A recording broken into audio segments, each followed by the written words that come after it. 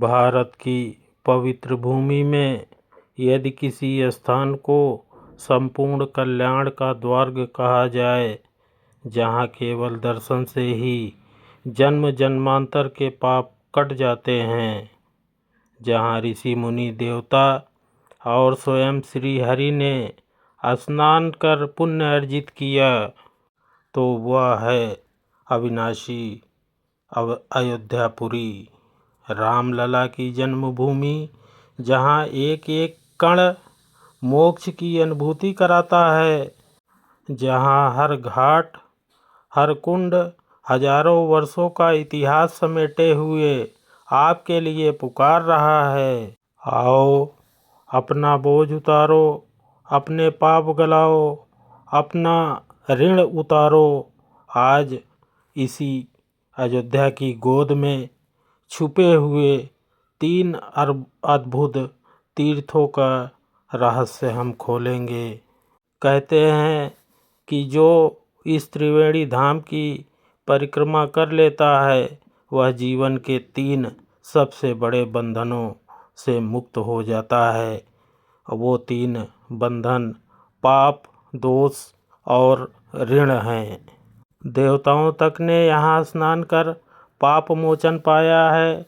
मुनियों ने अपने जन्म जन्मांतर के संस्कार शुद्ध किए हैं और साधकों ने कर्म बंधन तोड़ अपना भविष्य उज्जवल किया है।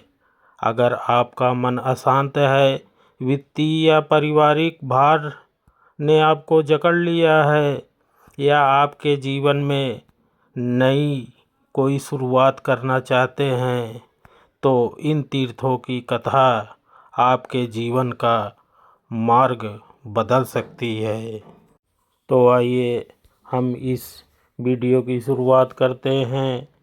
प्राचीन काल में जगत सृष्टा ब्रह्मा जी भगवान विष्णु को अयोध्यापुरी में निवास करते देख स्वयं वहाँ रहने का निश्चय किया। उन्होंने वहाँ की यात्रा की और अपने नाम से एक विशाल कुंड बनाया, जो अनेक देवताओं से संयुक्त तथा अगाध जल राशि की लोल लहरों से सुशोभित था। वह कुंड सब पाप को नाश करने वाला है। उस समय ब्रह्मा जी ने कुंड के विषय में इस प्रकार कहा था कि इसमें विधि पूर्वक स्नान करने से पापी जीव भी विमान पर बैठकर सुंदर दिव्य वस्त्र से सुशोभित होकर काल पर्यंत ब्रह्मलोक में निवास करेंगे। यहाँ यथाशक्ति दान और होम करने से मनुष्य तुलादान और अश्वमेघ यज्ञ का पुण्य फल प्राप्त कर लेगा। इस ब्रह्मकुंड में विधि पूर्वक किया हुआ स्नान, दान, जप आदि कर्म संपूर्ण यज्ञों के समान महापातकों का नष्ट करने वाला होगा। यह कुंड ब्रह्मकुंड नाम से प्रसिद्ध होगा और इसके समीप मैं सदा निवास करूँगा, ऐसा ब्रह्मा जी ने कहा था।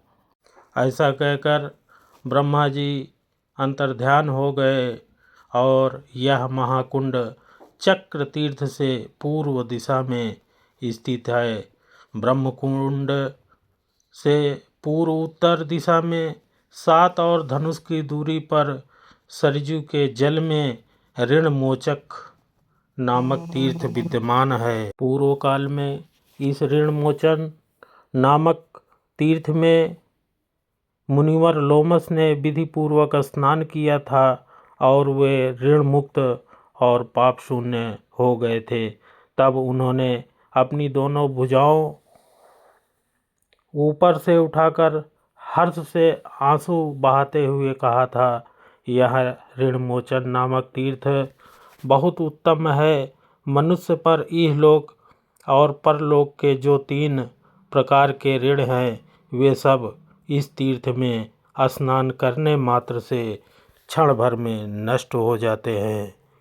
मुनिवर लोमस जी ने कहा था कि यहाँ फल की इच्छा रखने वाले पुरुषों को श्रद्धापूर्वक विधि विधान के साथ यथाशक्ति स्नान और दान करना चाहिए। इस प्रकार तीर्थ का महात्म्य बताकर लोमस जी अंतर्ध्यान हो गए। ऋणमोचन तीर्थ से पूर्व दिशा में 20 धनुष की दूरी पर पाप मोचन तीर्थ है।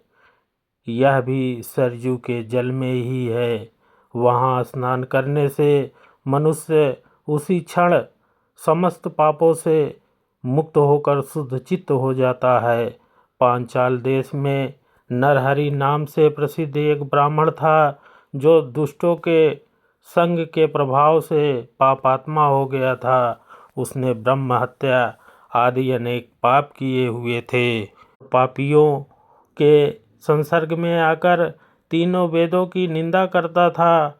वह किसी समय साधुओं के साथ तीर्थ यात्रा के प्रसंग में अयोध्या जी आया। उस महापातक की ब्राह्मण ने साधु संग से पाप मोचन तीर्थ में स्नान किया। फिर क्या था, उसी क्षण उसकी सारी पाप राशि नष्ट हो गई और वह निष्पाप होकर विमान पर बैठकर विष्णु धाम चला गया। मनुष्य को सब पाप की शुद्धि के लिए माघ कृष्ण चतुर्दशी को विशेष रूप से स्नान दान अवश्य करना चाहिए। अंत समय में भी स्नान करने पर सब पापों का क्षय हो जाता है। पाप मोचन तीर्थ से पूर्व में 100 धनुष की दूरी पर सहस्त्र धारा नामक उत्तम तीर्थ है, जो सब पापों का नाश करने वाला है।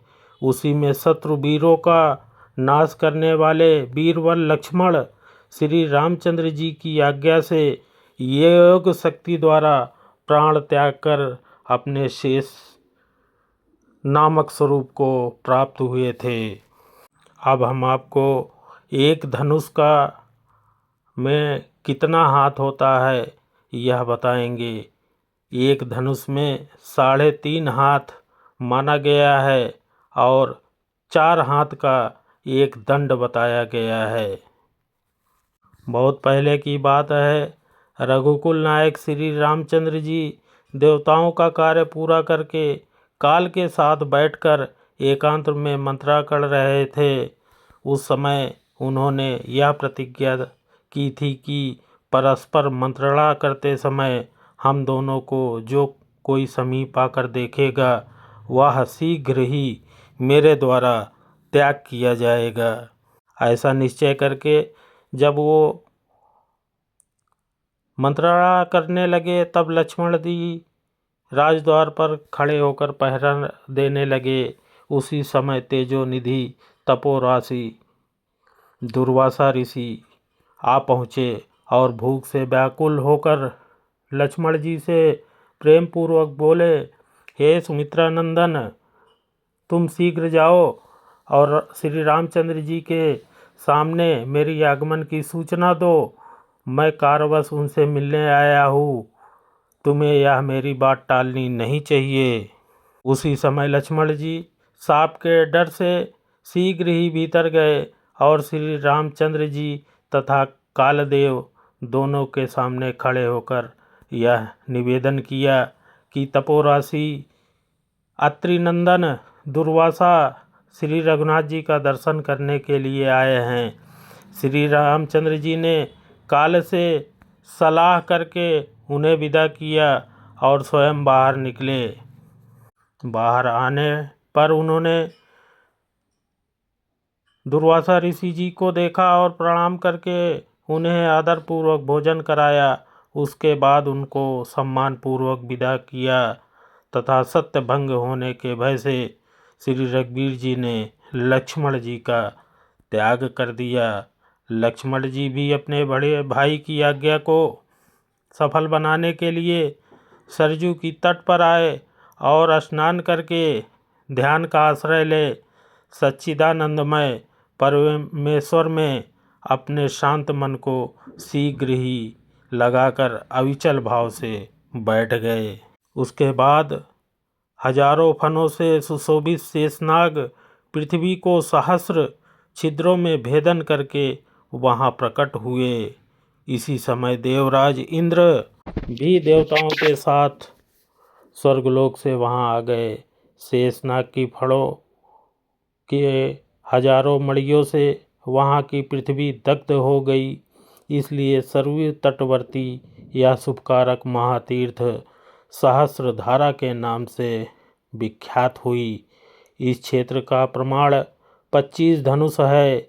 इस तीर्थ में मनुष्य श्रद्धापूर्वक स्नान दान और श्राद्ध करने से सभी पापों से मुक्त होकर विष्णु लोक में जाता है।